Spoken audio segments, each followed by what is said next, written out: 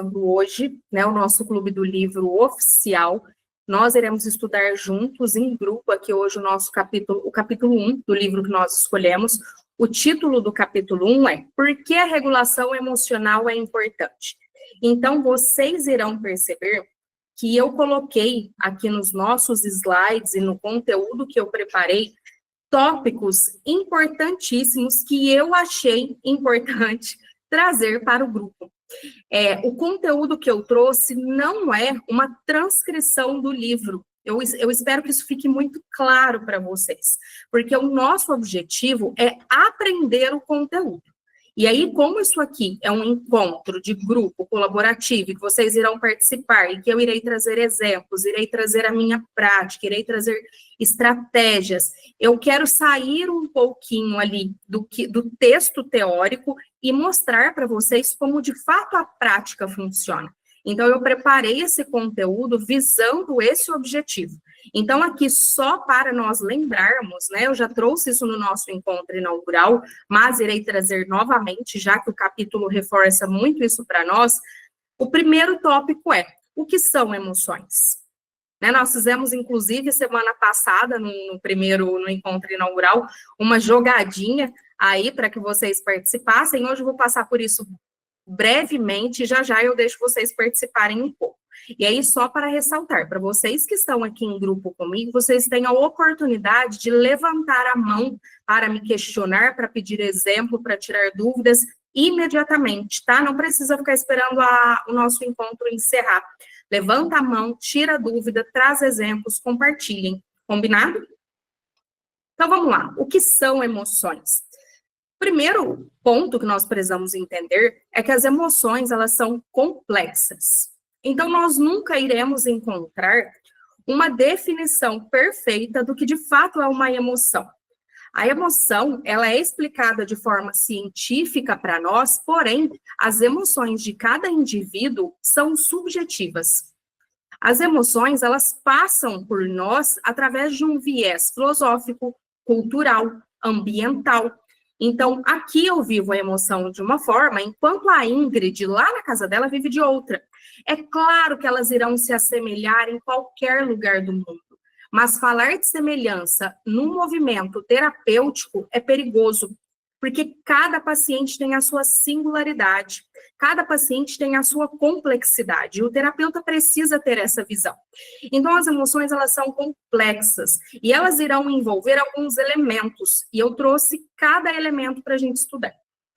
Elas vão envolver a avaliação do indivíduo, as sensações físicas, a intenção, a intencionalidade daquela emoção, os sentimentos que envolvem a emoção de cada sujeito, os seus comportamentos e, claro, os impactos interpessoais que as emoções causam em nossas vidas. A emoção, por si só, ela já tem uma função, todas elas, que é a função adaptativa. Lembra que a gente comentou que a emoção, ela não é negativa só porque ela é ruim e desconfortável? A emoção, ela vem da natureza humana num formato adaptativo. Quem desorganiza o negócio aqui somos nós, né? Quem bagunça o funcionamento das emoções é o nosso modelo cognitivo. É a forma como nós lidamos com ela. Então, ela tem uma função adaptativa, qualquer uma das emoções. Elas irão alertar as nossas necessidades, aquilo que nós precisamos, aquilo que nós necessitamos. Elas irão orientar as nossas decisões e elas irão promover conexões sociais. Então, percebe que aqui eu cito 3 funções das emoções na vida de um ser humano. E aí também o paciente precisa compreender isso. Porque lembra que a maioria dos pacientes buscam, né, na terapia, a extinção de algumas emoções desconfortáveis. E aí o terapeuta, o bom terapeuta, vai mostrar para o paciente que a emoção, ela é saudável. Ela só está desregulada, porém ela é saudável. Eu brinco muito com os supervisionandos, brinco muito com os pacientes de que a emoção, muitas vezes, ela é um sinal. Ela me diz algumas coisas. Ela me cutuca. Porque a emoção, ela é fácil de identificar. Nós temos aí as reações fisiológicas, as sensações físicas, então a emoção, ela me cutuca. ela conversa comigo, ela aparece e eu percebo ela. Então, quando eu faço esse automonitoramento e identifico essa emoção, eu preciso identificar qual é a função dessa emoção agora, nessa situação que eu estou vivendo. Pessoal, antes de seguir, Flávia, eu estou te vendo.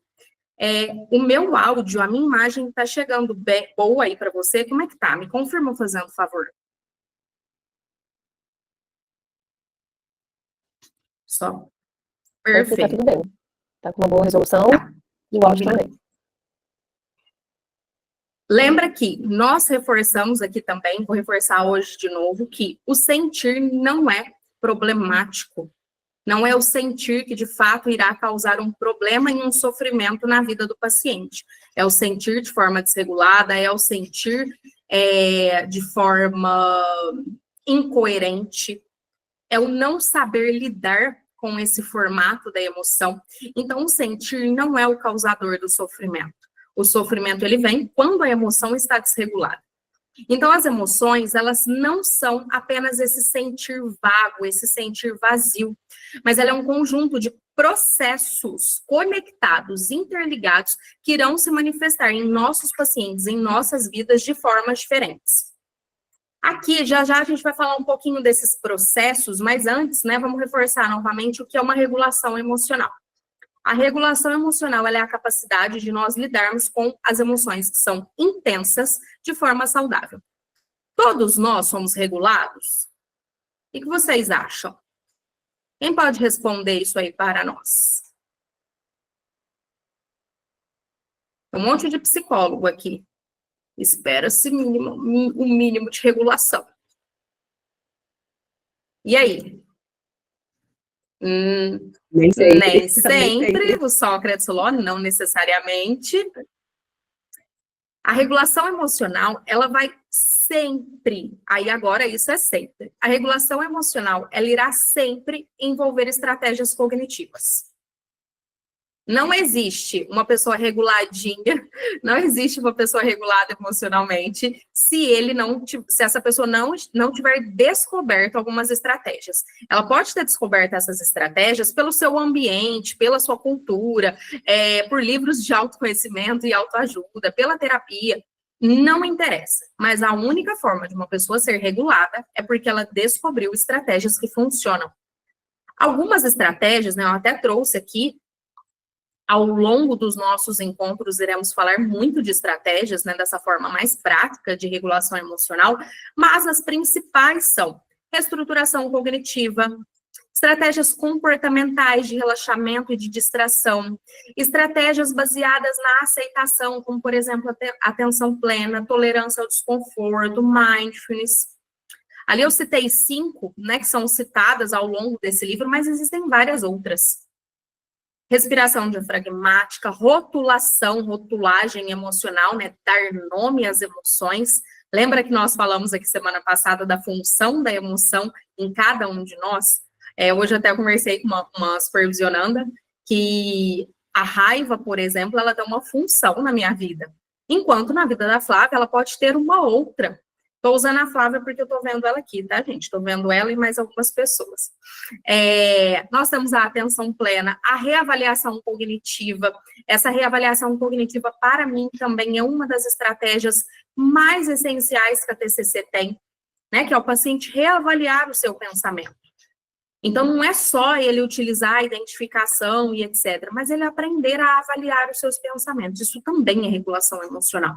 E atividades prazerosas e saudáveis, né? Pessoas, quanto mais atividades no nosso dia a dia que gera prazer, sensação de autoeficácia, de autorrealização, de sentido de vida, mais regulado essa pessoa será. E a regulação, ela não é sempre boa ou ruim. Ela vai depender do contexto. Lembra que autolesão, né, a famosa automutilação, né, hoje a gente utiliza o termo autolesão, ela também é uma regulação emocional. Até no livro tem um pedacinho lá que explica o porquê que o paciente faz essa autolesão. O porquê que é considerado uma regulação emocional. O que o terapeuta precisa é entender junto com esse paciente a função daquela regulação e quais estratégias nós podemos fazer para ajudar com que esse paciente tenha essa regulação de forma mais saudável e adaptativa, né? Que ele não coloque a vida dele em risco diante de uma regulação emocional. Aqui, a gente falou de regulação, né? Mas nós vamos olhar um pouquinho também para o que é desregulação emocional. O livro deixou isso muito claro para nós e eu espero aí que vocês já tenham compreendido. Mas como nosso objetivo aqui é ir mastigando esse conteúdo, vamos passar por tópico a tópico. O que é uma desregulação emocional? A desregulação emocional, ela é a dificuldade que o ser humano tem, que o ser humano encontra ao viver algumas emoções. É o sofrimento que ele tem ao viver algumas emoções. Então, igual eu coloquei ali, a desregulação, ela é a dificuldade, ou ela é a incapacidade do sujeito de lidar com as suas próprias emoções. O paciente, muitas vezes, ele não consegue reconhecer, ele não consegue tolerar, ele não consegue modular e muito menos expressar o que ele está sentindo. Isso é uma desregulação. Lembra que a gente comentou aqui que muitas vezes nós perguntamos para o paciente, né, o que ele está sentindo e ele não dá conta de identificar? Essa falta de identificação é uma desregulação emocional. E às vezes não é nem só porque ele não sabe o nome da emoção. É porque, de fato, ele não sabe reconhecer o funcionamento daquela emoção em seu corpo. Então, aqui eu trouxe dois tipos, né, duas formas, duas classificações das desregulações emocionais mais comuns que existem. Então, a primeira é a intensificação excessiva. Sabe aquele paciente que é extremamente intenso, de forma mais exagerada, de forma mais em excesso mesmo, fica muito claro isso no consultório.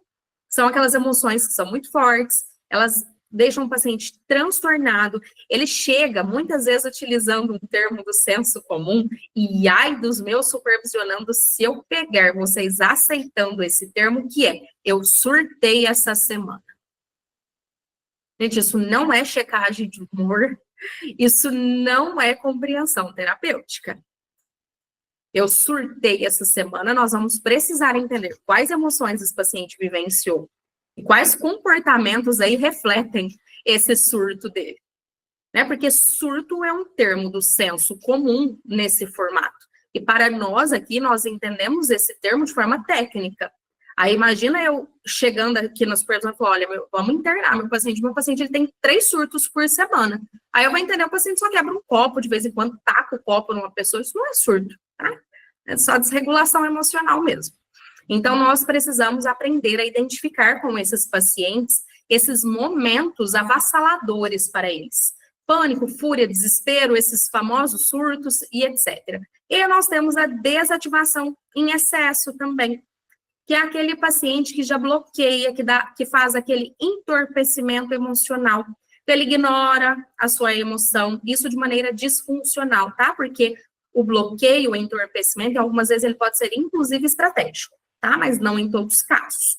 Então, o terapeuta fará essa identificação, né? O meu paciente, ele é demasiadamente exagerado, ele é demasiadamente entorpecido, que é aquela sensação de vazio. Então, ele diz que não sente coisas, ele se percebe num movimento de nada importa, não interessa o que eu estou sentindo, eu não ligo para isso.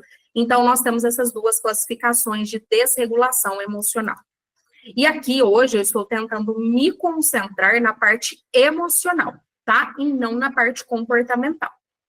E aí, para comportamentos, nós teremos outras literaturas para estudar. Agora, nós vamos passar para essa parte um pouco mais prática e eu quero a participação de vocês. Faço questão da participação de vocês. Meu café estava até gelado. A emoção veio. E agora? Então, nosso exercício prático é nós lermos esse trechinho. Gente, é um trecho simples, tá? Bem simples. Mas eu quero a participação de vocês respondendo essas perguntas. Precisa cada pessoa, cada aluno aqui responder as 5 perguntas? Não. Escolhe uma que te agradou e responde, tá? Você está no trabalho, no estágio, e aí você recebe um e-mail inesperado do seu supervisor com algumas críticas negativas sobre o seu desempenho. Alguém que já deve ter passado por isso, ou algum paciente já passou. Você sente um aperto no peito, começa a suar e pensa, ele não gosta de mim. Aqui só uma observação. Vocês percebem que o e-mail são críticas negativas ao desempenho do cliente aqui, do paciente. E olhem o pensamento desse paciente. Ele não gosta de mim. Leva um pouquinho para o lado pessoal, né? Não tão profissional. Agora, vamos olhar para as nossas perguntinhas para que vocês possam responder. Qual emoção você sente ao ler esse cenário? Camila, Fran.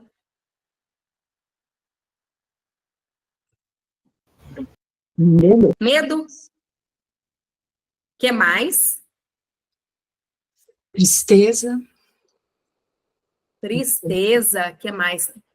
A Geise arrasou aqui na ansiedade. Ansiedade. Ô, Camila? Lau, só uma pergunta. É como eu, Camila, me sentiria ou a gente tem que olhar com esse olhar que aquele não gosta de mim? Olha para os dois. Ó, frustração.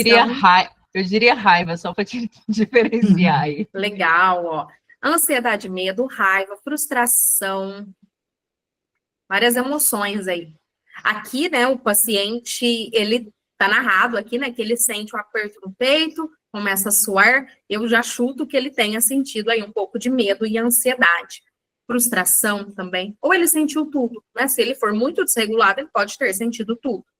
A Grace falou, ó, pelos sintomas pode ser medo e ansiedade. Perfeito, meninas. Agora vamos lá. O que você pensaria ou diria para si mesmo diante desse cenário?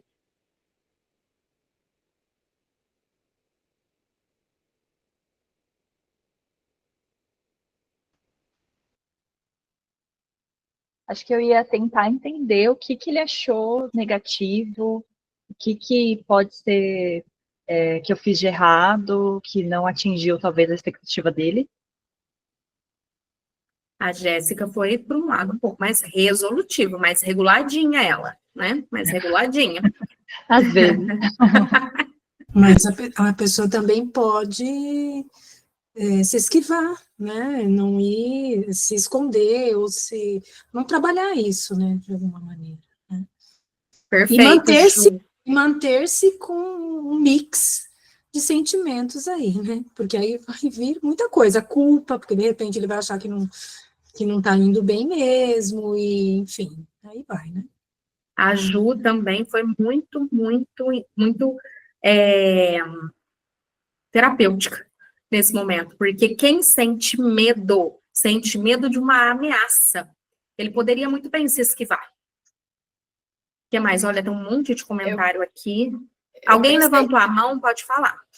Foi eu, Lau. Eu pensaria justamente isso, né? Será que eu fiz algo de errado? Né? Será que foi alguma coisa relacionada ao meu trabalho? Acho que a ansiedade me inclinaria a pensar mais dessa forma. Perfeito. É porque atrás da ansiedade sempre vai ter um medo, né? Tem sempre um medo ali, né? Sempre. Tanto que eu não gosto muito, eu vou fazer uma crítica aqui com 32 pessoas na sala e vai ficar gravado, acho que eu não vou fazer, não, vou sim. Eu não gostei muito do último filme do Divertidamente. Comentei isso com alguns psis não tinham observado, mas no Divertidamente o filme separa o medo da ansiedade. Vocês lembram disso? Para quem assistiu? E aquilo é uma má psicoeducação, né? Nós não separamos o medo da ansiedade. Não tem como existir ansiedade sem medo, não tem como existir medo sem ansiedade, né? São duas coisas que andam juntas. Então, um dos elementos aí que eu identifiquei, além dos outros, depois a gente pode fazer uma análise do filme, pensando em emoções, uma das coisas que eu reparei lá foi isso. O Sócrates falou, né? Acho que fiz besteira e posso ser demitido. Se eu estiver desregulada, me acharia uma péssima estagiária. De imediato pensaria isso. O que será que fiz de errado? Gente, é isso mesmo. Olha lá, a Graça falou, eu pensaria que o chefe não gosta do meu trabalho, que eu sou incompetente e que ganharia a conta. Percebe a quantidade de distorções cognitivas que aparecem diante de uma emoção desregulada. Por que aqui eu estou falando que foi a emoção que meio que causou essas distorções cognitivas? Porque eu estou chutando, tá? E aqui vamos ao raciocínio clínico. Eu estou chutando que esse paciente, ao ler esse e-mail, ativou inicialmente os seus sintomas de ansiedade. Por isso que está dando ênfase nesse pequeno cenário que nós lemos aqui. Até eu estava psicoeducando uma pessoa essa semana sobre a ansiedade, eu estava explicando que muitas vezes nós confundimos, né, as nossas reações fisiológicas. Então, às vezes dá uma batedeira ali por algum motivo, às vezes por fraqueza alimentar, porque dá muito calor. E aí o paciente que é mais ansioso, muitas vezes o cérebro dele faz uma confusão a identificar aquele sintoma inicial, aquela reação fisiológica inicial. Então, às vezes não deu tempo nem desse paciente ter um fluxo muito rápido de distorções. Ele leu o e-mail, o coração já deu aquela acelerada, já deu aquele aperto, ele já ficou ansioso e aí começa aquele ciclo de ruminação. Lá, o que vem primeiro? É importante identificar o que vem primeiro, né, nesse ciclo disfuncional do paciente, a emoção, o pensamento, o comportamento, se for possível, em sessão, sim. Mas se não, se concentrem no elemento que está aparecendo. Combinado? Aqui, às vezes, um paciente chegou e ele não contou para mim aí todas essas distorções que vocês me contaram. Ele me falou do aperto no peito, ele me falou da sudorese, ele me falou ali do mal-estar que ele sentiu, aí elevou o pico de ansiedade dele. E aí, na hora que a gente vai entendendo, as distorções aparecem.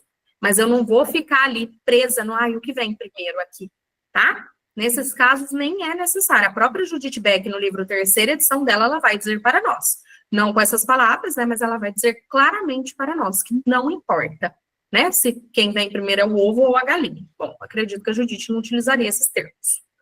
Mas, vamos lá.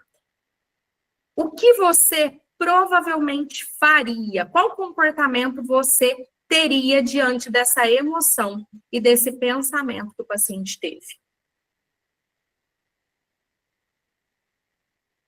Agora vamos olhar para a parte comportamental. A esquiva é um comportamento, né? A esquiva, que mais? Sei lá, a pessoa pode chorar. Chorar. A Karina aqui falou de fazer uma retrospectiva, né? Meio cognitiva. Às vezes o nosso paciente fictício aqui, ele poderia também utilizar essa retrospectiva cognitiva e questionar os seus colegas de trabalho, de forma até resolutiva. Flávia, olha aqui, eu recebi um e-mail do meu supervisor, o que você acha que eu fiz de errado? Como será que eu posso corrigir isso aqui? Olha lá, a Graça falou que ficaria ruminando, evitaria. Agora, gente, para a gente encerrar essa parte um pouco mais prática, quais estratégias realmente ajudariam a lidar com essa emoção?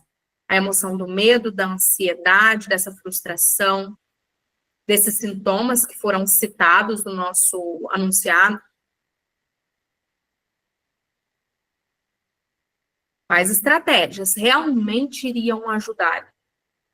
Vocês ou o paciente? A reestruturação? Reestruturação? De que forma que você faria a reestruturação você mesma? Eu acho que nesse pensamento, né, que ele teve, ele não gosta de mim. Mas por que ele não gosta de mim? Né? Se aqui a gente está falando de uma coisa mais profissional. Acho que eu iria mais para esse lado, né? Mas não é sobre mim, é sobre o meu trabalho. Então, mais ou menos nesse sentido. Perfeito. Qual outra estratégia que nós temos aí que também ajudaria a lidar com essa emoção? Avaliar a coerência também da intensidade, né, para ajustar isso. Avaliar. O que mais? Talvez também, não sei se tá ligado aqui. Se acalmar para ir conversar, para tentar ser assertivo, para tentar pedir um feedback do chefe, entender como é que ele pode melhorar, enfim, pedir ajuda. Boa, Ju. Ó, a Ju usou aqui algumas estratégias. Ela usou a estratégia do primeiro regular a ansiedade, abaixar os sintomas de ansiedade, porque o ansioso, ele não tem boas tomadas de decisão na sua crise. Então, primeiro a gente abaixa a ansiedade. Fiquem atentos a isso, tá? No modelo do paciente. Então, primeiro nós vamos abaixar a ansiedade. Regulou a ansiedade, aquela emoção ela já está um pouco mais tolerável, nós podemos criar, né, igual a Ju trouxe aí, uma solução de problemas. Então, ele poderia traçar num papel, se ele estivesse em terapia comigo, eu faria essa direção com ele, né? Então, eu tentaria trabalhar com ele algumas possíveis estratégias para que ele pudesse ir resolver esse problema. O terceiro elemento, o treinamento de habilidade social, a assertividade, saber conversar com as pessoas. Agora, vamos falar um pouco desse conjunto de processos que eu falei que faz com que a emoção funcione. Gente, de novo, a emoção ela é complexa e cada autor vai definir, vai formular a emoção de uma forma. Aqui nós estamos utilizando o que o livro disse para nós e o que há um consenso entre a terapia cognitivo-comportamental. Então, a emoção, ela é multidimensional. Até eu desenhei o ciclo para que vocês entendam daqui a pouquinho. Mas dentro desse processo, dentro desse conjunto, nós temos 6 elementos essenciais. A avaliação cognitiva, as sensações físicas, que é a resposta fisiológica do nosso corpo, a intencionalidade, que é a intenção a quem ou ao quê, sentimentos subjetivos, lembra que eu falei que cada um vai ter a sua vivência, a sua experiência emocional, o comportamento, que é a resposta motora, é aquilo que nós vemos com os olhos, e o impacto interpessoal. Eu vou falar rapidamente sobre cada um deles. A avaliação cognitiva, conforme descrito no livro, é o significado que nós damos àquilo que acontece. Então, é a interpretação. É o significado que eu tenho de algumas coisas já meio prontas na minha vida. Então, quando, por exemplo, eu ouço uma freada de carro, se eu já tenho ali uma interpretação disso, que muitas vezes são os frutos das fobias que a gente trata no consultório, automaticamente eu posso ativar em mim um ataque de pânico. Se eu vejo um determinado símbolo que me lembra algum trauma da minha vida, eu posso ter alguns sintomas de ansiedade. São essas interpretações que são mais organizadas dentro dos nossos esquemas emocionais. Todos nós temos significados das coisas dentro de nós. Então, aqui eu coloquei o exemplo, né? Recebi uma crítica. Então, se eu recebo uma crítica, significa, então, que isso é uma ameaça. E se eu fui ameaçado, eu sinto raiva ou vergonha. Esse esquema dele já é pronto. Então, se a Ju fizer uma crítica, se a Ingrid fizer uma crítica, ele já vai ativar meio que automático esse esquema. E nós temos isso em relação a várias emoções. Tanto que, às vezes, nós nem percebemos. Quem aqui tem sintomas de ansiedade se sente confortável em reagir aqui embaixo? Aqui vai aparecer 30 curtidinhas, 30 reações. A Grace. Bia. Legal. Já aconteceu com alguma de vocês a identificação do coração acelerado e vocês não conseguirem identificar de onde estava vindo a ansiedade? Reajam aqui também.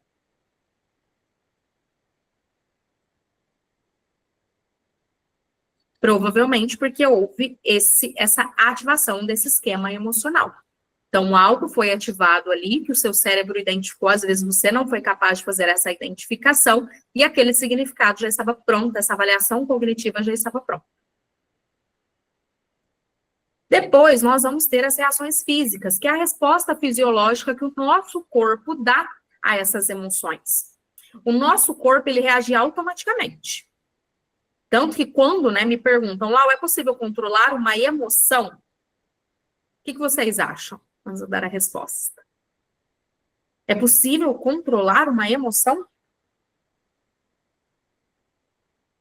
É possível controlar o que você faz daquilo que você sente, né? Acho que você vai sentir.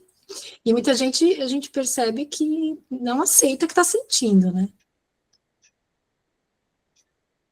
Na terapia, nós vamos ensiná-los. Vamos lá. É possível controlar uma emoção. Isso é um fato. Só que, primeiro eu tenho a ativação dela. Então, não tem como não sentir. Então, fui lá, escutei a freada do carro, e eu tenho, sei lá, uma fobia disso, um trauma disso. E aí ativou um nível muito alto de ansiedade ainda. Mas eu tô terapeutizada. E aí a emoção foi lá em cima, a ansiedade já foi lá em cima. O coração acelerou, senti todos os sintomas aí que eu tenho, sudorese, rubor, respiração ofegante, sensação de vertigem. Não é todo mundo que tem a sensação de vertigem, tá? A minha é muito significativa, tanto que é um dos primeiros sintomas que eu tenho. Tanto que eu sempre confundi com labirintite. Só que o sintoma que eu tenho é uma sensação de instabilidade gigantesca, tá? Tanto que me dá tontura mesmo. Identifiquei tudo isso, percebi, e tá muito alta a ansiedade, e só que eu tô terapeutizada. E aí eu lembro das estratégias que a minha terapeuta tem me passado, aquilo que eu tenho aprendido. E aí eu faço o processo de identificação, avalio o que eu tô sentindo, dou nome para isso, e utilizo as técnicas de relaxamento. Gente, comigo não funciona muito bem, não utilizo outras, tá? Mas eu vou lá e utilizo as técnicas de relaxamento. E aí funciona. Isso não foi um controle da emoção? Foi ou não foi? Regular a emoção é também controlar a emoção, tá? Então, o que a gente não controla é a reação imediata dela. Mas a gente consegue resolvê-la. E a resolução é um controle, tá? São os termos. Então, eu falo para tomar muito cuidado com esses não é possível, nunca acontece. Nunca... É igual pensamentos automáticos. Pensamentos automáticos são incontroláveis? São. Mas o objetivo da terapia não é colocar eles no controle, direcioná-los. Então, as sensações físicas, essas respostas fisiológicas do corpo, elas são automáticas. Se eu sentir a emoção, eu terei respostas fisiológicas. Isso vale para qualquer emoção. Exemplo, a ansiedade, o coração acelera. Eu tenho sudorese, tenho vertigem, tenho instabilidade. Respiração curta. Eu confundo muito a minha respiração por conta das minhas dificuldades de respirar com ansiedade. Direto e reto. Eu olho e falo assim, parece que eu tô ansiosa, e de repente eu percebo, não tô ansiosa, eu só não tô respirando direito. Então, volta, respira direitinho, que volta para o estado basal.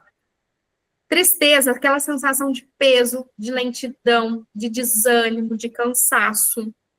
Tudo isso é uma resposta fisiológica. Depois, nós temos aí mais um conjunto, mais um elemento desse processo da emoção, que é a intencionalidade. É sempre com foco em algo ou em alguém. Sempre.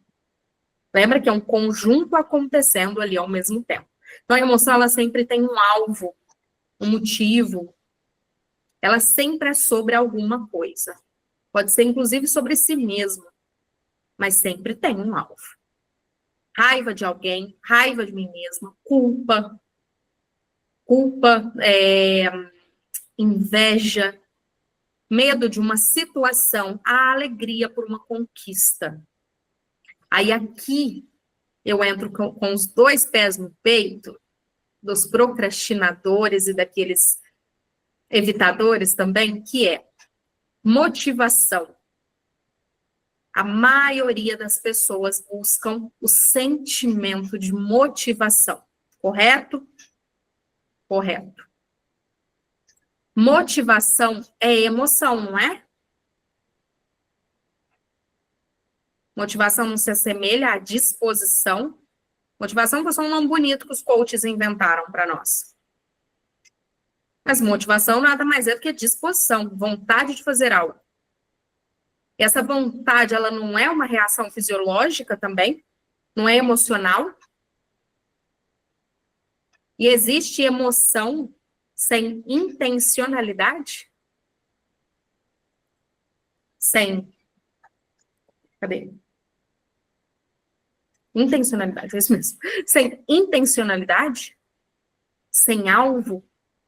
Então, quando o paciente, quando vocês buscarem motivação, essa motivação, ela sempre está conectada a algo, afinal, ela é uma emoção. Então, não tentem pegar atalhos E não ensinem os pacientes também a pegar atalhos.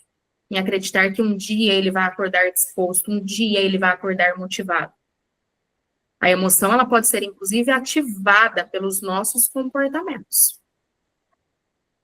Ou pelas cognições. É isso que a terapia ajuda. Né? O desenvolvimento de cognições para que esse paciente se sinta mais disposto. Sentimentos são subjetivos. É aquilo que o paciente sente internamente, de forma pessoal e consciente. Da forma que ele percebe.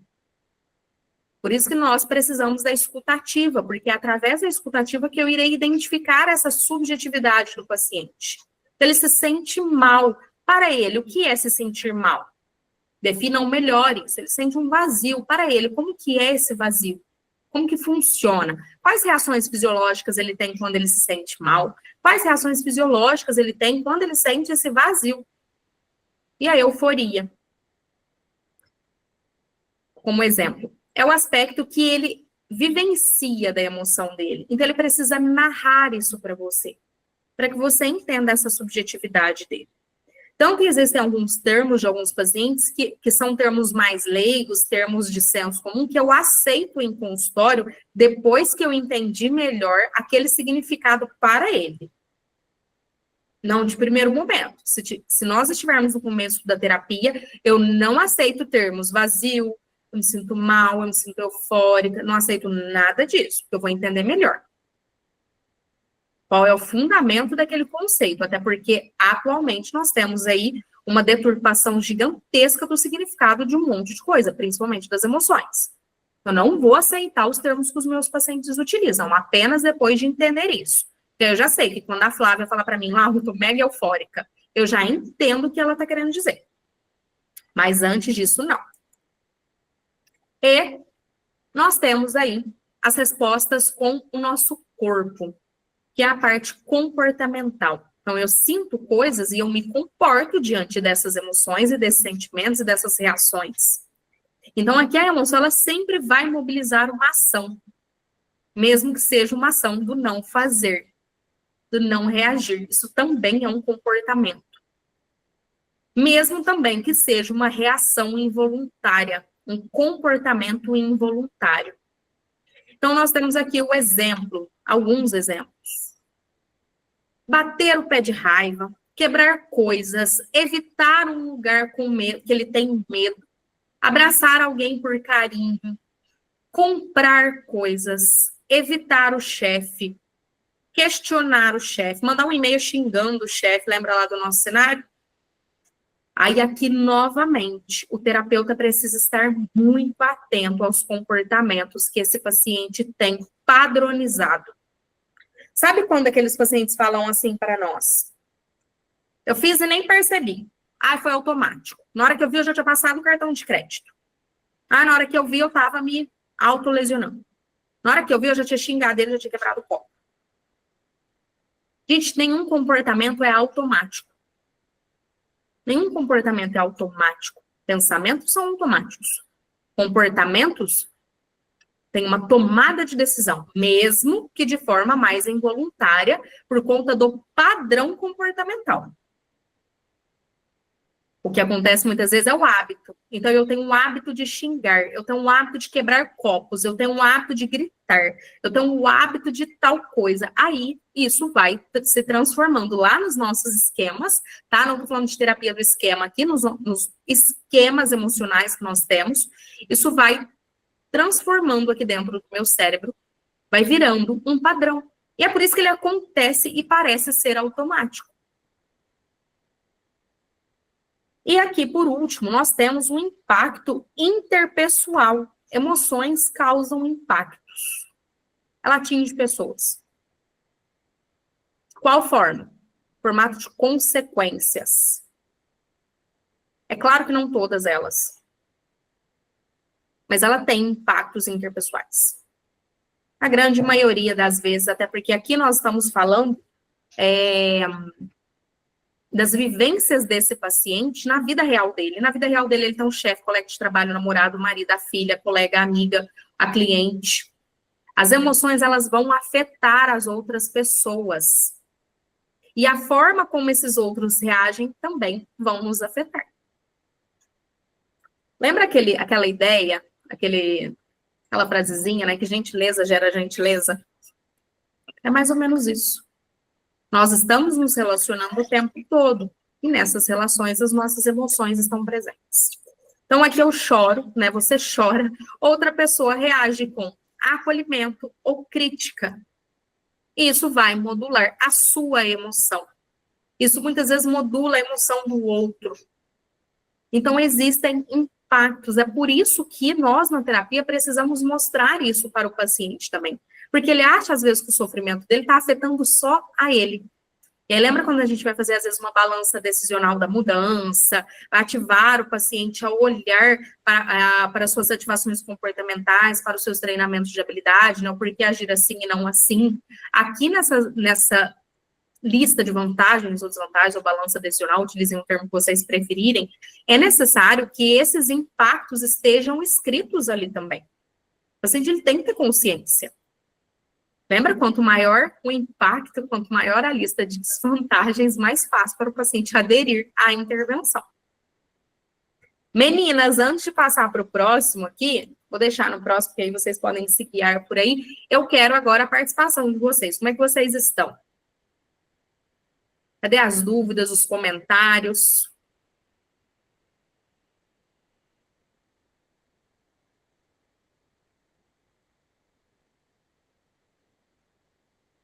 Cadê? Por aqui tá tudo bem, tá bem claro, assim, tá fluindo. Outra pergunta que eu tenho, meninas, levantem a mão aí, tá? Para tirarem as dúvidas, para conversarem comigo. Mas antes, eu gostaria de saber, vocês trouxeram dúvidas do livro? Anotaram? Alessandra, eu sempre falei que não controlávamos as emoções. Psicoeduca o paciente, tá? Que sim, a gente não controla aquela reação imediata da emoção. Mas a partir do momento que eu identifico ela, agora o controle, ele é meu.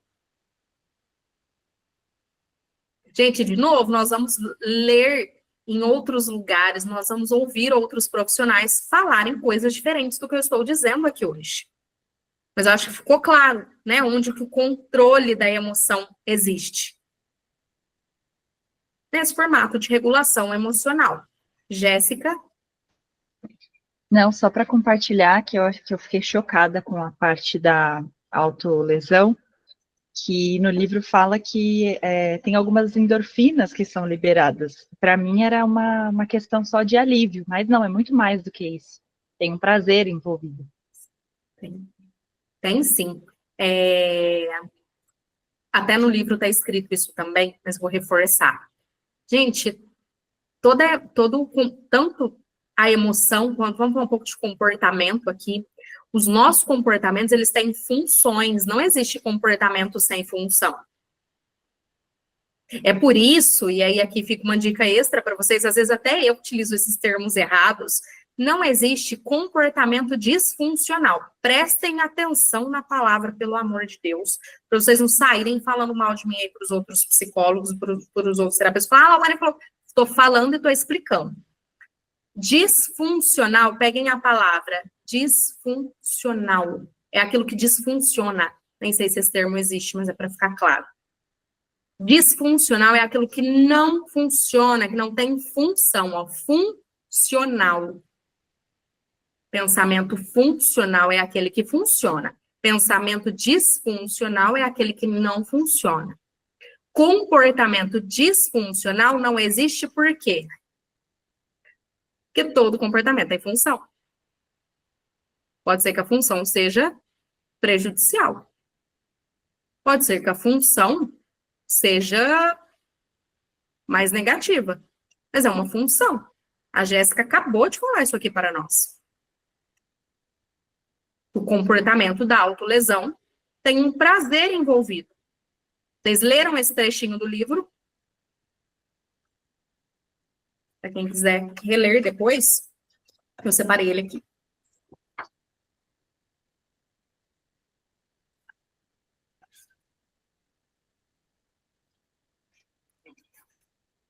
Ele está na página 24, bem no topozinho, bem no cantinho. Automutilação, hoje autolesão, libera endorfinas que temporariamente reduzem a intensidade emocional negativa da ansiedade e da depressão. Os jogos, todo mundo sabe que jogos é viciante e que faz pessoas perderem dinheiro, correto? Esse comportamento não tem uma função, então ele não é disfuncional. Por isso que nós utilizamos o termo comportamentos desadaptativos. Agora fez sentido, né? Mais alguma dúvida? Deixa eu ler aqui que eu vi que chegou comentários.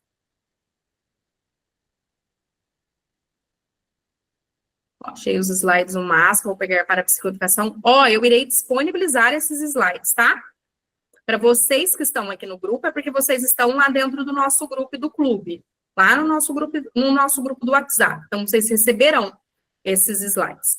Agora, para você que está assistindo esse encontro, após aqui o nosso encontro ao vivo, e você não está dentro do grupo, infelizmente, você não terá o acesso. Então, corre, entra lá para o grupo, você receberá o acesso depois dos slides posteriores.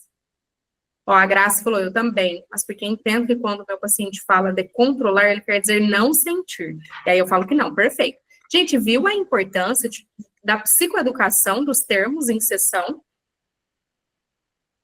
É claro que o paciente ele não precisa virar, né, um técnico da TCC. Cuidado com isso também. Mas para nós, terapeutas, isso é essencial.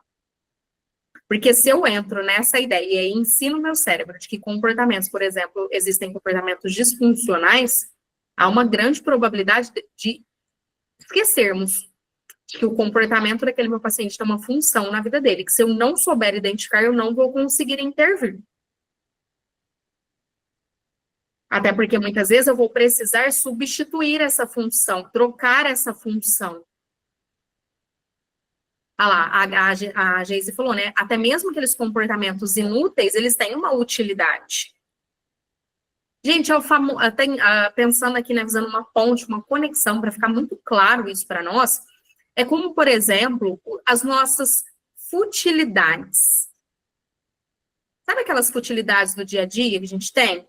E aí eu conto aqui, eu vou contar para a Fran. Fran, você acredita que eu gosto de fazer isso, isso, isso? Aí a Fran, zero empática, fala assim para mim, ai lá, que fútil, tanta coisa boa para fazer. Mas é fútil para ela. Para mim, às vezes, tem uma mega utilidade. O descanso, por exemplo. Entretenimento. Sabe, extravasar um pouco da emoção, sei lá, não sei de qual comportamento nós estamos falando. Tá? Mas não existe futilidade, não existe comportamento inútil, tudo tem uma utilidade, é por isso que a gente executa, né? Então, aqui eu desenhei para vocês esse modelo multidimensional da emoção. Aqui, para quem for utilizar isso aqui com pacientes, só confiram, né, se esses pacientes têm acesso ao conteúdo aqui desses termos direitinho, para não deixar o paciente se sentindo incapaz, ativar aí uma crença disfuncional dele. Então, tá aí o ciclo. Avaliação cognitiva, reações fisiológicas, a intencionalidade, o foco em algo, seus sentimentos, né, a ideia que ele tem ali daquela emoção, como ele vive aquilo, comportamentos e os impactos. Então, isso fica girando aí, e a emoção, ela sempre vai passar por todo esse modelo. Meninas, lembrando, enviem dúvidas aí, caso vocês tenham, tá? Levanta a mão, mandem pro chat, que já eu dou uma olhada. Agora, para nós, por que isso importa? Por que isso é importante? Tá claro aí, né, o livro deixou isso muito claro para nós também.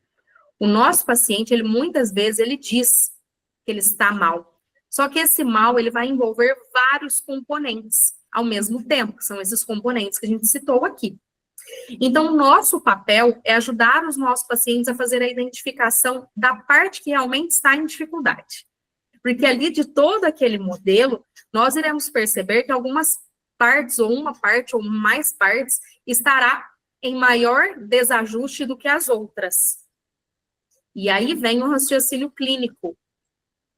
Hoje o meu paciente me apresentou uma situação devido a uma emoção que ele viveu, devido ali às distorções cognitivas que ele tem, e eu preciso tomar uma decisão terapêutica, onde eu intervenho, que é o que eu falo muito nas aulas, que o terapeuta tem que ter a habilidade não só de construir uma conceitualização cognitiva, mas de principalmente saber ler essa conceitualização. Saber pegar aqui os conteúdos que estão aqui dentro, imagina que a gente conceitualizou isso aqui, desenhou isso aqui. Então, eu pus a avaliação do meu paciente num quadrinho, pus as suas sensações físicas em outro, coloquei a sua intencionalidade em outro, e aí eu estou lendo isso aqui. Na sessão, eu vou precisar ter um raciocínio clínico, identificar onde eu intervenho. A sessão tem só de 50 minutos a 1 hora. Eu tenho que escolher. Se eu vou tentar intervir todos esses elementos aqui de uma vez, eu vou perder a minha sessão. Eu não vou dar conta. Porque lembra, a terapia cognitiva, ela é um treinamento. Por isso que a gente tem foco. Por isso que a gente aprofunda. Por isso que a gente psicoeduca toda santa semana. Então, aqui, identificar em que parte está a dificuldade do paciente, de fato, naquela situação que ele está te narrando. É na interpretação, né, nessas avaliações cognitivas, são as reações fisiológicas, essas sensações físicas que ele está tendo, que está muito descontrolado. É na parte da impulsividade dele, é no medo. Nós precisamos saber ler uma boa conceitualização. Se eu estou lá conceitualizando semana a semana, e aí eu leio aquelas conceitualizações, aquele conjunto de RPDs, e eu percebo que as reações fisiológicas desse paciente estão extremamente intensas, e que o relaxamento não está ajudando, e que eu não estou dando conta de reestruturar, e que está incontrolável, o que a gente faz? Cadê o raciocínio clínico de vocês? Parece que eu vi a Rebeca entrando. Cadê a Rebeca? Quem mais que está aí comigo? O que a gente faz? Vou até fechar aqui, deixa eu ver a carinha de vocês. E aí, reações fisiológicas extremamente desreguladas, já tem 3 semanas que eu estou conceitualizando e estou percebendo que o negócio está muito descontrolado, está muito fora do... O que eu faço? Qual o meu passo? Psicoeducar. O que mais? Porque o coração acelera, porque soa, né? É esse mecanismo. Tá, você já fez isso, e ainda assim os RPDs continuam com as reações fisiológicas extremamente alteradas. Você está vendo um padrão? Estratégias de tolerância ao desconforto? Também. O que mais? Se você já tiver feito, lead, perfeito. Para não piorar as coisas? Encaminhamento psiquiátrico para ontem. Fiz tudo, já psicoeduquei, já direcionei, já ensinei tolerância ao desconforto. Não estou conseguindo reestruturar. O paciente não consegue de jeito nenhum fazer automonitoramento porque as reações fisiológicas estão muito intensas. Encaminhamento psiquiátrico, que é quem vai ajudar o nosso trabalho aí, serão as medicações. Lá, você encaminha o paciente na primeira sessão para o psiquiatra? Rebeca, responde essa para nós. Eu e a Rebeca já teve um papo super forte sobre isso. Toda uma preparação de terreno antes de...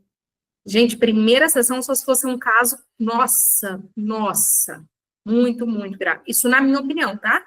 Também nós teremos outros profissionais, terão outras visões. E aí é para isso que serve o nosso raciocínio clínico e o desenvolvimento aí do nosso trabalho.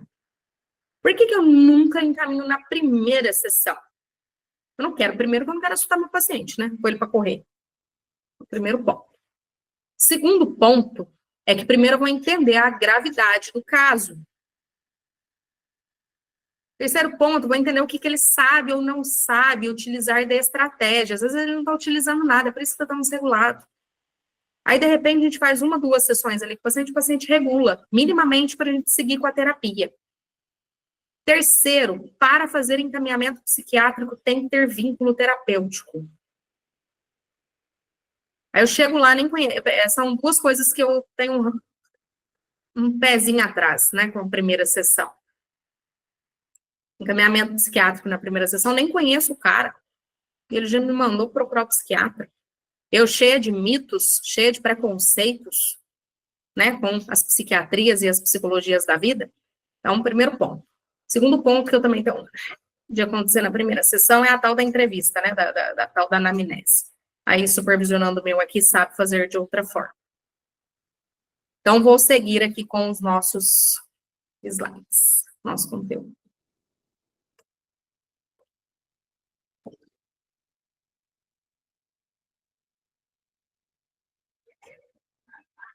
Então, fazer essa identificação e aqui, né, acho que eu já falei, escolher intervenções adequadas.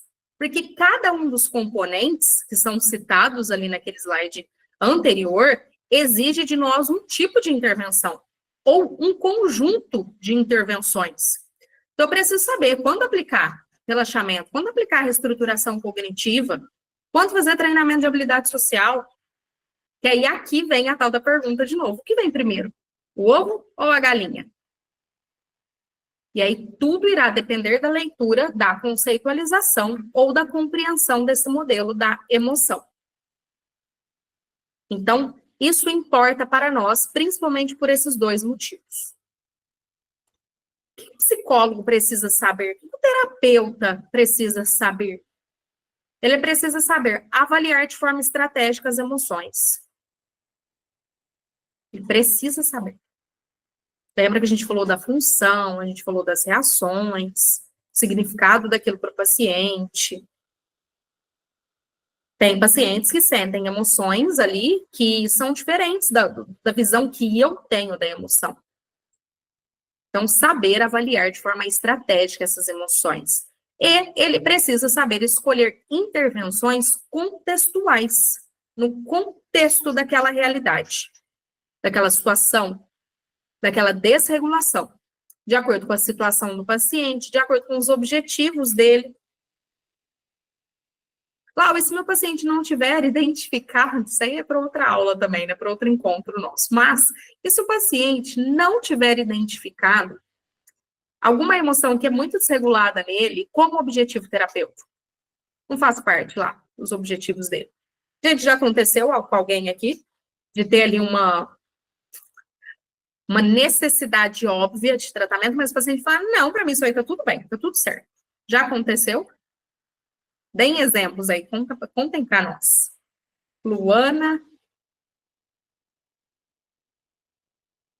Quem se sente à vontade de contar esse exemplo para nós?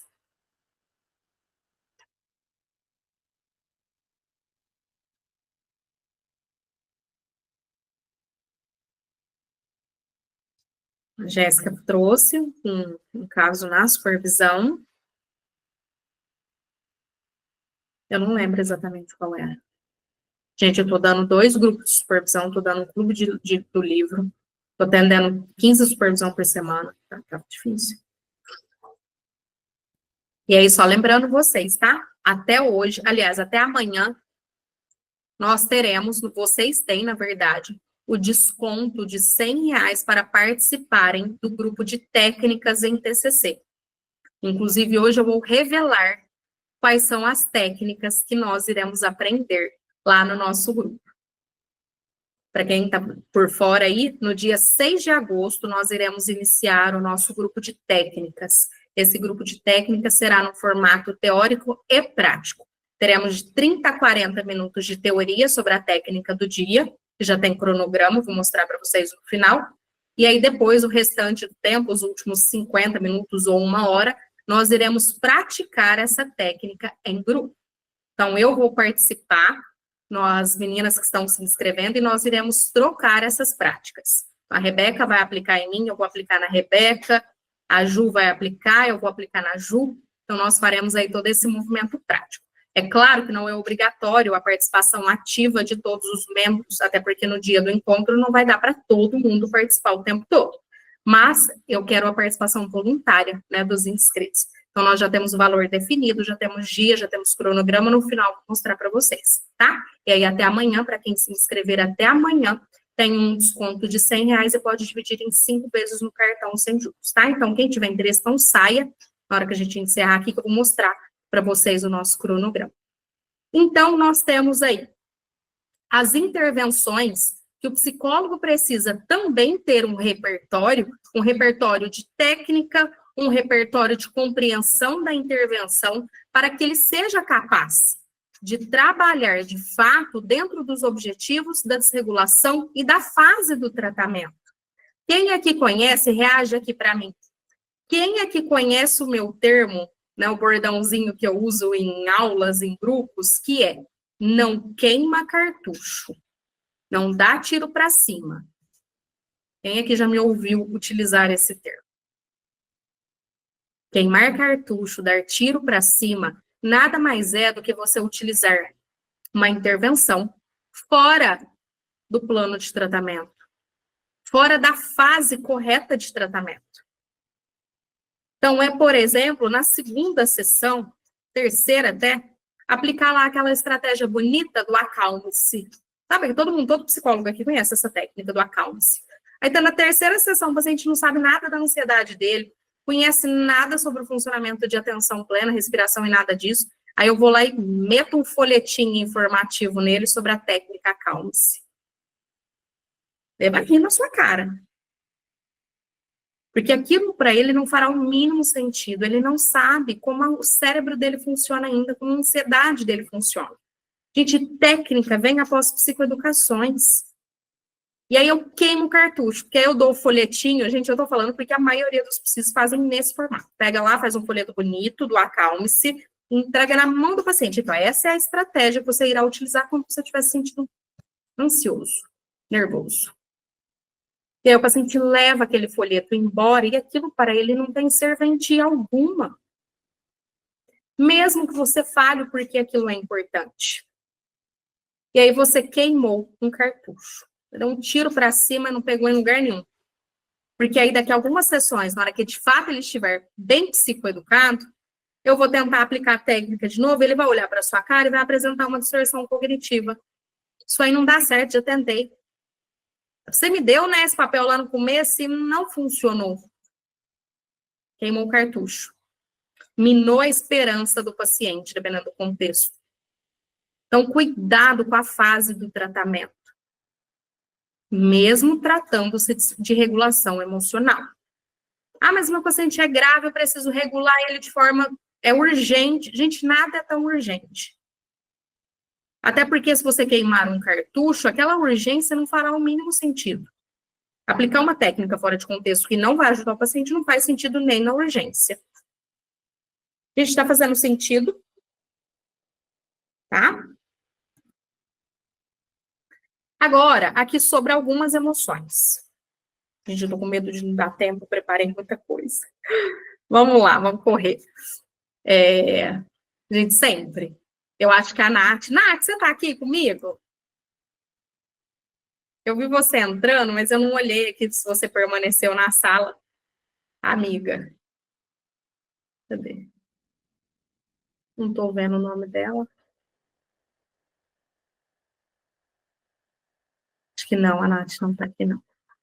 Mas eu tenho uma amiga, foi minha sócia durante muito tempo, e a gente preparava a aula junto, palestra e tudo, né? Tudo antes acontecia entre nós duas. E a gente preparava a palestra para dar palestra por uma semana, tá? Não era para 1h30, não. Era para uma semana. Eu podia ficar lá uma semana falando com a quantidade de conteúdo que a gente levava. E aí sempre foi assim. Então, eu vou correr aqui. Sobre algumas emoções. As emoções, elas são respostas naturais, universais, e elas são adaptativas. Então, sobre isso a gente já falou. E cada uma delas tem as suas funções. Eu trouxe aqui algumas só para vocês entenderem um pouquinho e porque vocês vão usar os slides depois também. Então, ó, a tristeza, ela pode sinalizar perdas e ela nos ajuda a desacelerar. Por isso que muitas vezes o paciente depressivo ou o paciente que está entrando no estado de burnout, ele tem sintomas de depressão. Para desacelerar. Às vezes me bate um desânimo gigantesco na sexta-feira, que é muito engraçado. É muito engraçado. Tô lá ativa de segunda a quinta, bonitona, trabalhando, de repente na sexta, que é o último dia da semana, meu cérebro acha que ele pensa assim, já deu, né? E aí me bate um desânimo, às vezes uma tristeza. Por quê? É para desacelerar. É claro que isso não é adaptativo. Ele é adaptativo no sentido natural da coisa, porém, nós precisamos trabalhar, porque senão nós vamos confundir também as nossas emoções. O medo, ele vai proteger contra perigos, ele é o alerta contra perigos. Lembra que eu falei que a emoção, ela cutuca? Então, bate aquele desânimo, ó, vamos desacelerar. Bate o medo, ó, cuidado. É uma ameaça. A raiva, ela vai mobilizar energia para você enfrentar injustiças. Isso aqui é muito, muito bacana. A maioria de nós não reconhecemos que a nossa raiva, muitas vezes, é para combater, para enfrentar situações de injustiça. A ansiedade, ela prepara o corpo para você lidar contra as ameaças. Ah lá, tem um medo que ele vai te proteger do perigo, ele não vai te deixar fazer besteira, enquanto a ansiedade vai vir e vai falar, ó, se prepara, por isso que o coração acelera.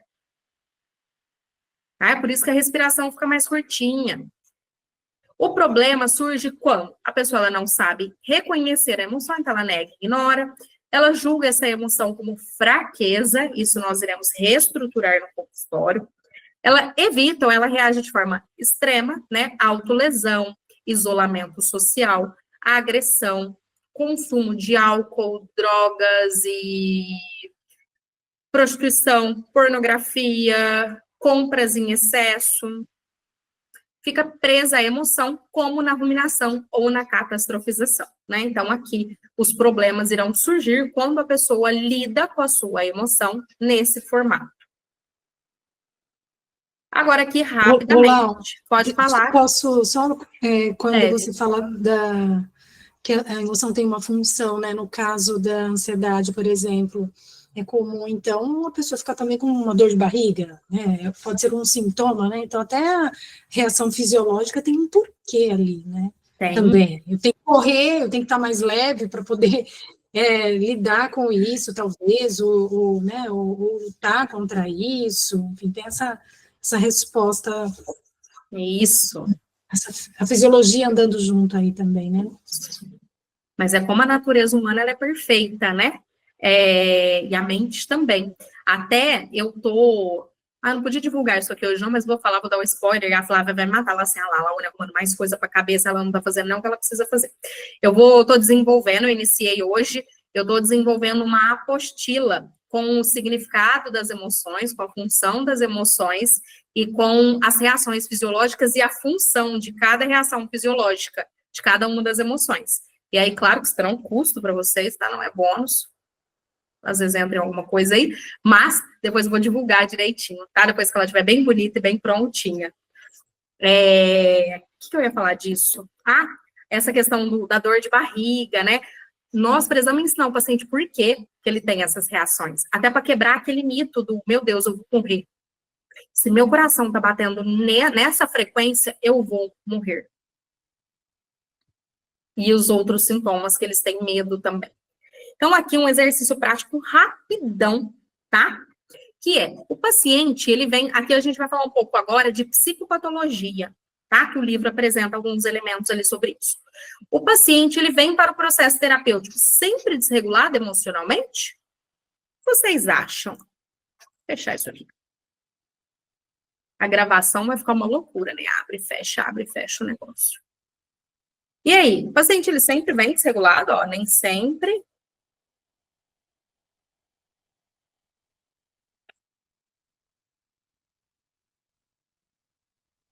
Geralmente eu gosto, geralmente.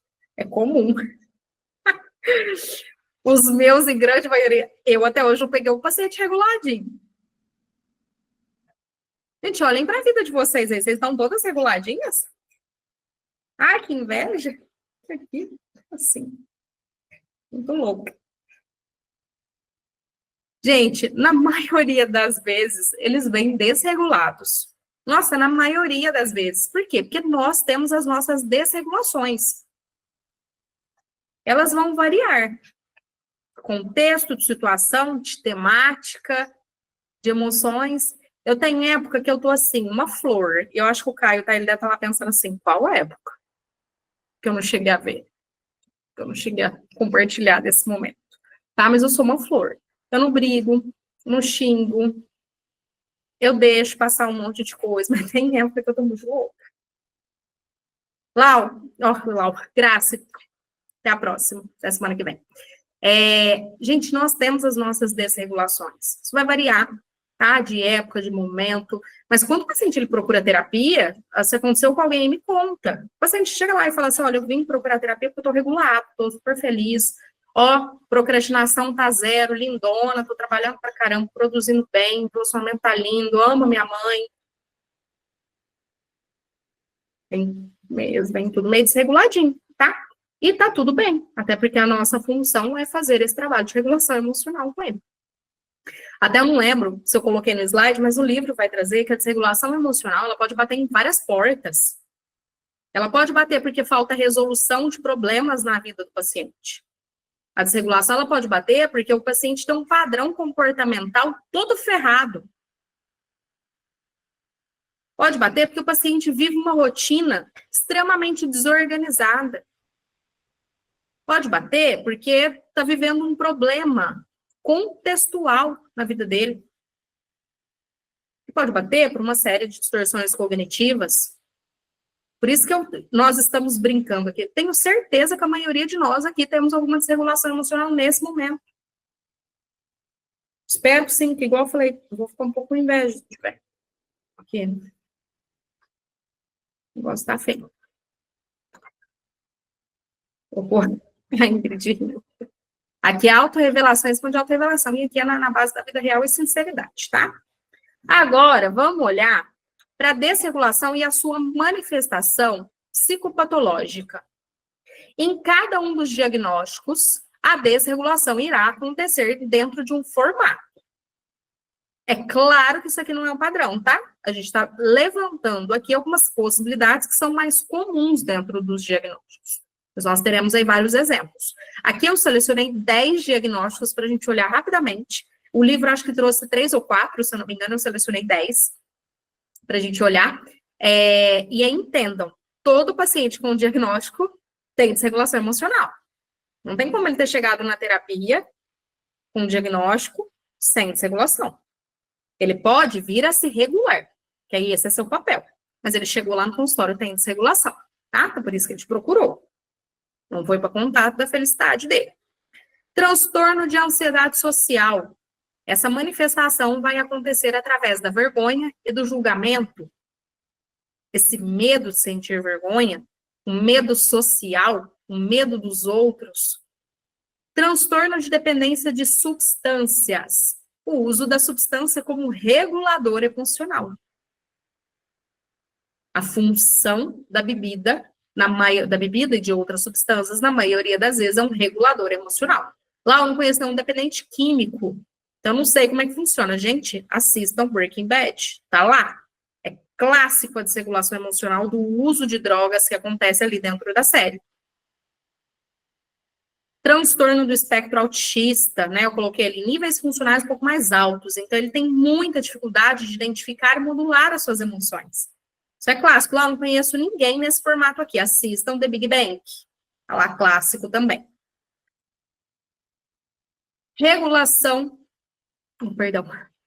Transtorno de ansiedade generalizada, esquiva emocional via preocupação constante. Depressão maior, ruminação e supressão emocional. Gente, igual eu falei, tem vários, tá? Aqui a gente pôs um exemplo dessa manifestação. E aí, o que dá para ser feito pegou um paciente com diagnóstico, faça uma lista de como a manifestação está acontecendo naquele sujeito. TEPT, reexperiência intensa, mais desativação emocional. Caso clássico aí para quem assistiu The Walking Dead, citei essa semana lá no meu perfil, o personagem Siddiq, acho que ele é indiano, ele aparece mais no final das temporadas ali. Caso clássico de TEPT também, com todos os sintomas possíveis, mais sintomas de desassociação. Transtorno do pânico, né? Claramente o modelo da catastrofização, principalmente da catastrofização das suas reações fisiológicas. Toque, a intolerância à incerteza e a ansiedade. Então, ele junta esses dois e ele também tem uma dificuldade em crer em sua própria mentalidade, em crer na própria razão. A maioria dos pacientes com toque. Transtorno border, de personalidade borderline, emoções intensas, rápidas, intensas, é assim que se manifesta a sua desregulação. E nos transtornos alimentares, nós temos o uso da comida, assim como no uso de substâncias, como regulador emocional. Eu dei conta, eu nem creio. Eu fui capaz de concluir o nosso conteúdo dentro do horário. Já que nós concluímos, nós temos alguns minutinhos, agora vamos bater um papo, nós juntas. Meninas, como é que foi a experiência para vocês desse conteúdo? Vamos lá, quero feedbacks.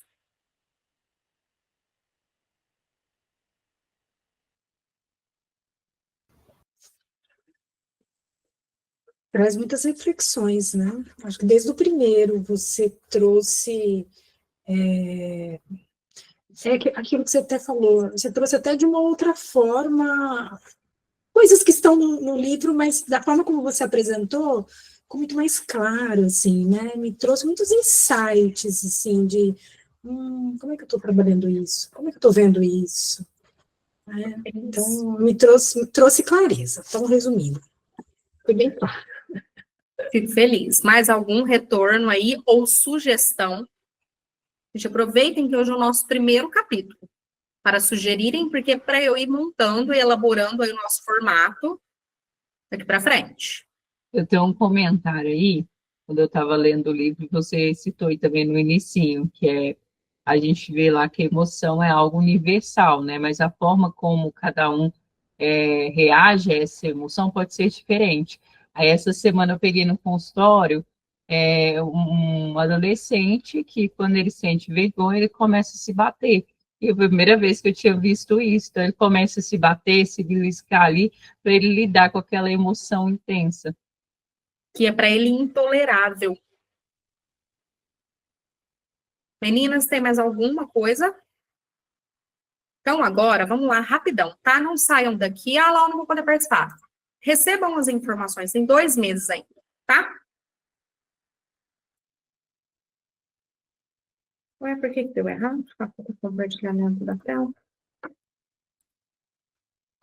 Entendi. Vou tentar de novo.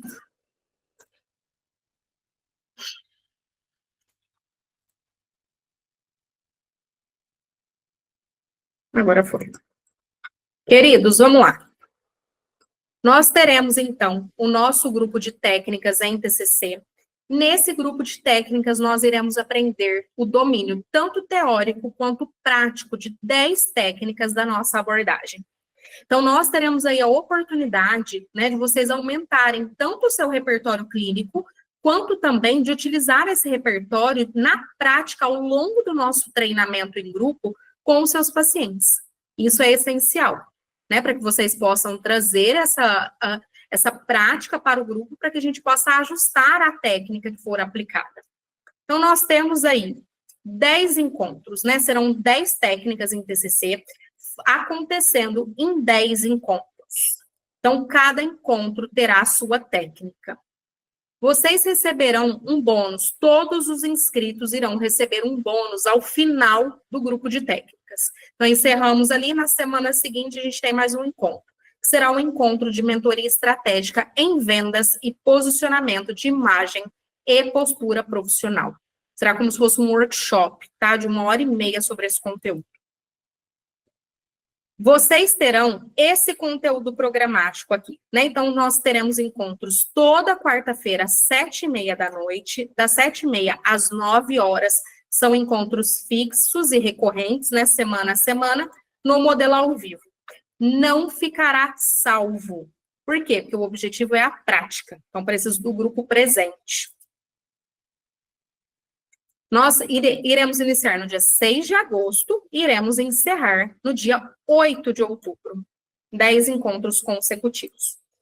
Primeira técnica que nós vamos aprender é o modelo da psicoeducação, tanto do modelo cognitivo quanto da terapia cognitivo-comportamental. Eu vejo isso em supervisão. Profissionais já de anos de carreira que não sabem psicoeducar os elementos da TCC. Entende, mas não sabe educar. Entende os princípios da TCC, mas não usa isso a favor do tratamento na psicoeducação. Então, nós vamos treinar essa psicoeducação em grupo. Nós teremos também, no segundo encontro, a aplicação da distinção do modelo cognitivo. Então, eu vou ensinar vocês a desassociar esses elementos para levar para o paciente. Lembra que eu falei que a TCC é um treinamento, né? Então, não dá para a gente jogar um monte de psicoeducação no colo do paciente de forma desorganizada. Então, nós vamos desassociar esses elementos e levar isso aos nossos pacientes. Aqui, nesse dia, teremos o uso do registro de pensamentos para facilitar esse processo, mas não é a ferramenta essencial. Depois, no dia 20 de agosto, nós vamos ter a compreensão, a técnica da conceitualização cognitiva. Vocês vão entender como ler essa conceitualização e como praticar o diagrama. Então, nós vamos fazer diagramas ao vivo ali, uma com as outras. Técnica da tríade cognitiva. Lá, mas essa técnica tem lá no Pocket. Eu sei. Mas aqui nós vamos aplicar. Então, nós vamos utilizar ela tanto como ferramenta e mais um elemento que eu acrescentei, que é a utilização da tríade cognitiva no formato de inspiração para o futuro, ou seja, instigação de esperança. Depois, nós teremos a técnica de reestruturação, utilizando a reformulação de uma história. Essa técnica aqui é super gostosa, super legal e ela é muito reveladora para os pacientes. Então, nós iremos utilizar casos clínicos e praticar. A análise funcional do comportamento. Essa aqui eu escolhi com muito carinho. Eu tenho percebido que tem muitos terapeutas que não sabem fazer uma análise funcional de comportamento. Então, você vai ensinar behaviorismo, vai ensinar análise comportamental? Não. Aqui é uma análise funcional simples para a TCC, para o terapeuta que trabalha com a TCC. Então, nós vamos utilizar o diagrama de análise funcional e praticar. Uso prático da seta descendente. Tem muito terapeuta que não sabe usar a descoberta guiada para a aplicação dessa seta descendente. Então, nós vamos trabalhar com descoberta guiada e utilizar a seta descendente, que também não é uma forma comum de descatastrofização. Técnica do exame de evidências na prática, tá? Vamos sair do básico, né? Vamos sair um pouco do básico. Porque o exame de evidências, ele não é só fazer perguntas de evidências. O exame de evidências, ele vai além. Então, nós vamos utilizar também descoberta guiada, mas nós iremos ensinar o paciente a validar, a examinar a qualidade das suas evidências. Penúltimo encontro prático será o desenvolvimento da escada gradativa. Tem muito terapeuta que está trabalhando com ansiedade social, que está trabalhando com dessensibilização sistemática, está trabalhando, inclusive, muitas vezes com a busca por um objetivo que é muito grande do paciente, né, na vida pessoal daquele paciente, e não sabe trabalhar com escada gradativa. Eu irei aplicar isso nesses 3 contextos, caso clínico com a prática aqui em grupo. E, por último, treinamento de solução de problemas com o uso da ferramenta da balança decisional. Então, nós teremos esses 10 encontros. Após os 10 encontros, na quarta seguinte, no mesmo horário, o encontro bônus aí, de forma mais estratégica, porque além de aplicar, vocês precisam saber vender também. E aí, nós temos, esse é o valor do nosso grupo completo das técnicas. O valor oficial é R$ 597,90 em 5 vezes sem juros no cartão de crédito. Serão 10 encontros ao vivo em grupo, serão as 10 técnicas. Alguns encontros vocês irão receber material, tá? Vocês irão receber a ferramenta que eu vou trabalhar ali no ao vivo.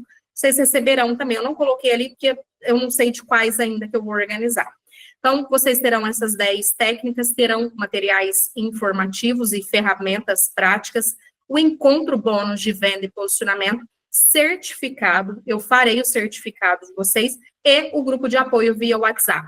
Aplicou a técnica, saiu do encontro, aplicou a técnica, apareceu dúvidas, enviem no grupo. Lá, e o desconto? Se vocês se inscreverem até amanhã, nesse valor aqui, vocês ganham R$ 100 de desconto. Então, o grupo vai para R$ 497,90, somente até amanhã. Era para ser até hoje, só que o link lá da Nubank que eu disponibilizei não fecha, ele só fecha amanhã. Então, vocês receberam aí essa oportunidade de se inscreverem até amanhã. E eu espero de verdade que vocês realizem as inscrições de vocês. Será um grupo muito legal mesmo. Eu não vi esse formato de grupo no mercado ainda, e eu conto com um grupo mais íntimo, né, conforme eu expliquei semana passada. Eu quero um grupo na qual nós já tenhamos aí um contato, até porque a prática exige a exposição. Então, a exposição acontecendo num círculo social mais íntimo, ela é mais confortável. Então, eu aguardo as inscrições de vocês, eu estou à disposição para qualquer dúvida que vocês tenham sobre o grupo de técnicas, eu estou lá no WhatsApp para tirar essas dúvidas, e aí reforço, aquele link desse site que eu vou enviar lá no nosso grupo agora, ele já está com desconto, tá? Vocês vão clicar lá, o desconto já será aplicado em 5 vezes no cartão. A partir da sexta-feira, a partir da quinta, o desconto ele é extinto e o valor volta para o seu valor original. Alguém tem alguma dúvida sobre o nosso grupo?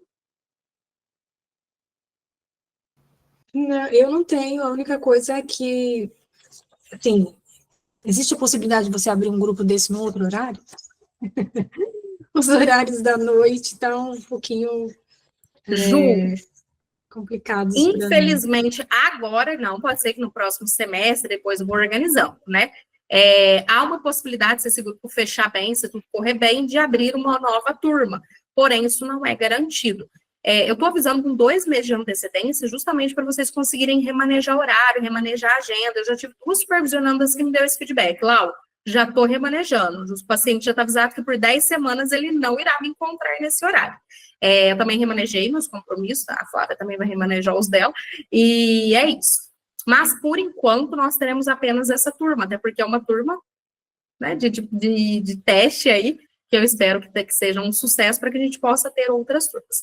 Então, esses são os nossos recados, estou aqui à disposição para as dúvidas de vocês, né, me enviem no privado, a gente conversa, e eu vejo vocês na nossa próxima semana, nesse mesmo horário, né, às terça às 7h30, para os nossos estudos do 2º capítulo do nosso livro. Combinado? Meninas, um beijo, boa semana para vocês e a gente se vê em breve. Tchau, tchau.